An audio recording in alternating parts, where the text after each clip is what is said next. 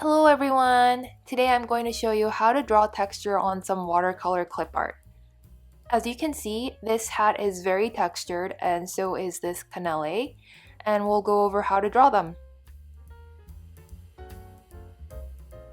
For today's tutorial, I'm going to be using the Sublime Watercolor pack and the Petite Grain canvas. Everything will be linked below.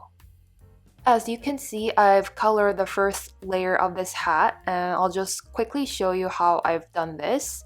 You'll be able to download a sketch of this hat and the color palette, and I'm just in the process of making the color palette as I go. And so I've just colored it with a very light beige, as you can see, and I'm using the bold rough brush here. And because it's a hat with ruffled edges, you can definitely go over the lines and you don't have to be perfect. Here are the two layers for the ribbon and the hat itself. I'm going to just select the color from the hat and see what that color is. And I'll be using the bold rough brush. And I'm going to go slightly darker from that base color and test it out. Using this color, I'm going to go over the edges of this hat like this, so along the sides. And the reason why I'm doing this is because currently this image is looking very flat, and so to make it look more 3D, you'll want to add a variety of the same base color and build up the intensity in some areas to make it look 3D and pop. Now I'm adding a slightly darker version of the same color.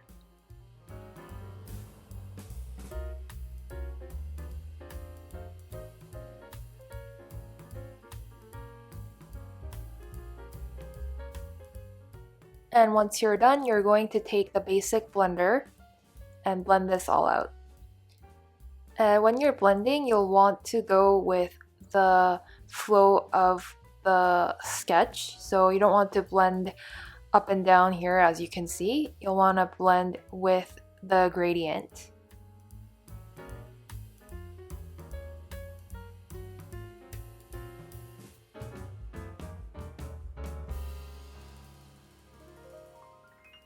Once the coloring is done, you'll want to pick out a slightly darker beige so that it actually shows up on the hat. And we're going to start making the patterns on top of this now. It's hard to see my pencil lines, so I'm going to lower the opacity. And now you can see the pencil lines, and we're just going to go over some of these pencil lines in the middle portion of the hat. And so this is kind of like how I'm adding the texture here. You don't have to be perfect about it. You can just add it here and there, like what I'm doing here. And you'll want to make sure that the middle part of the hat has the lightest color. And then you pick out a darker version of the color that we just used and start drawing the lines along the edges as well as the side.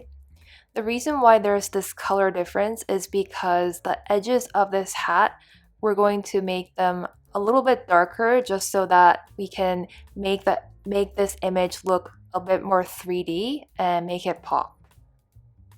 And I just want to lower the opacity again to see the pencil lines.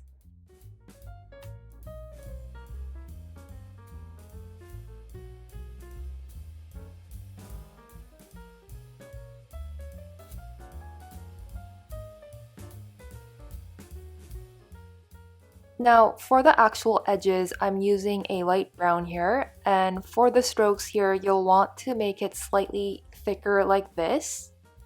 So kind of making it thick at the end and then just bringing it forward like that.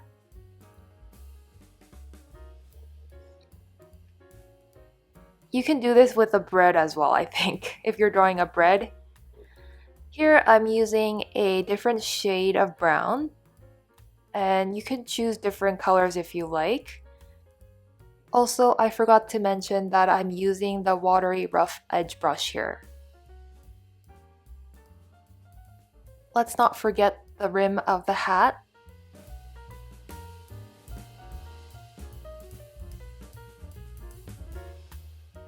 At this point, I'm going to grab the tiny blender brush and start to blend one side of these lines.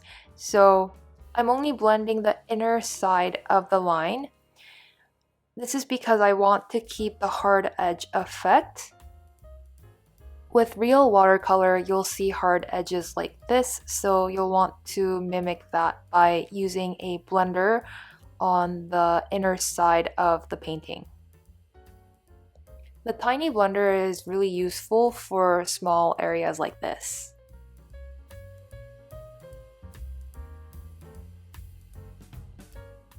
I'm continuing to add more texture by using different variations of this light brown, and you can zoom out at times to see your work and assess if it needs more texture.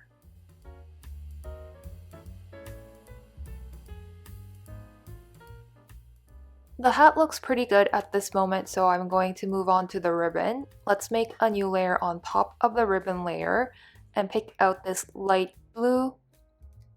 And I'm just going to color some areas. We're going to use the bold rough brush, and I'm going to color in areas that will most likely have shadows.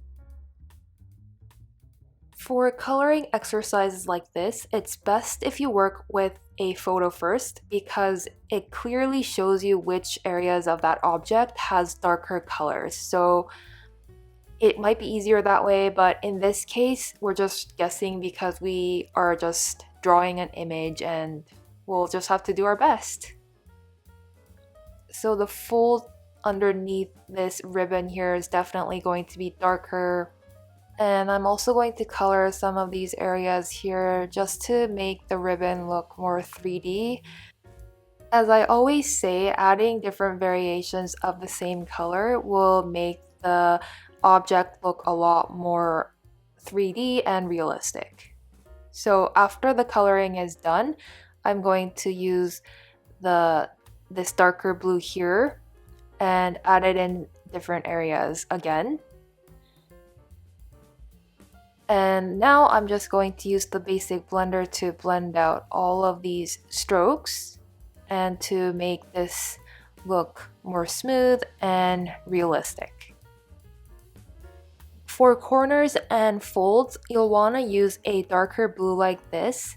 This will make it pop more and make it look more realistic, and you'll want to blend it out afterwards.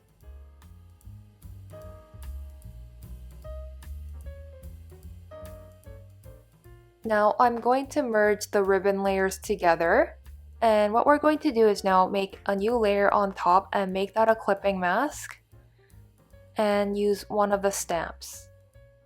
I'm going to use bloom number 1 and just use whatever blue you want and just place it in some of these areas. And I'm going to do the same with the hat and make a new layer on top and make that a clipping mask and use the same stamp with a beige. I just want the hat to have like a warmer tone, so I'm going to try to change the overall color of the hat by using this stamp. And you can just test and experiment with different colors as well and create shadows like this. And now I'm done with the hat. So I hope you guys found that easy. I'm just going to merge all the layers together, and now we're moving on to the next item, which is the cannelé. This one's a lot more simple. Just like before, I've colored the base layer and we're going to work from those layers. So we're on this cannelé layer and we're going to select this color and make it slightly darker and color along the pencil lines, well, close to the pencil lines like this. And I'm going to go around the entire segment here. I call it a segment, but it's kind of like this area that will kind of pop out. So I'm going to go near the pencil lines like this.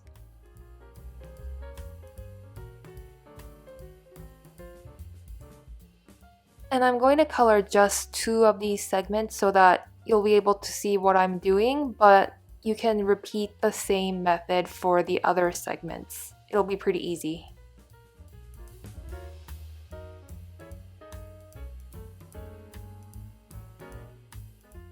Once that's done, you'll want to pick out a slightly darker brown and go over the pencil lines here.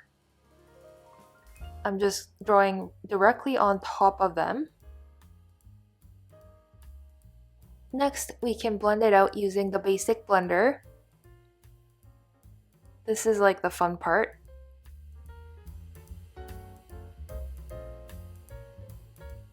Now I'm going to take a darker brown and make a new layer on top of that layer and go over the pencil lines again, just here and there this time, and blend it out again.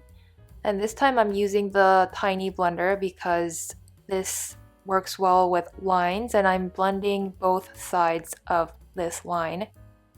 I'm adding a darker color to make sure that these crevices or these creases in this dessert look more realistic and popping. So that's it for today's tutorial. Pretty easy, right? As you can see, these pieces that we've just drawn look so much better when they are sized down and work great as clip art. As always, thank you so much for watching and see you in the next one.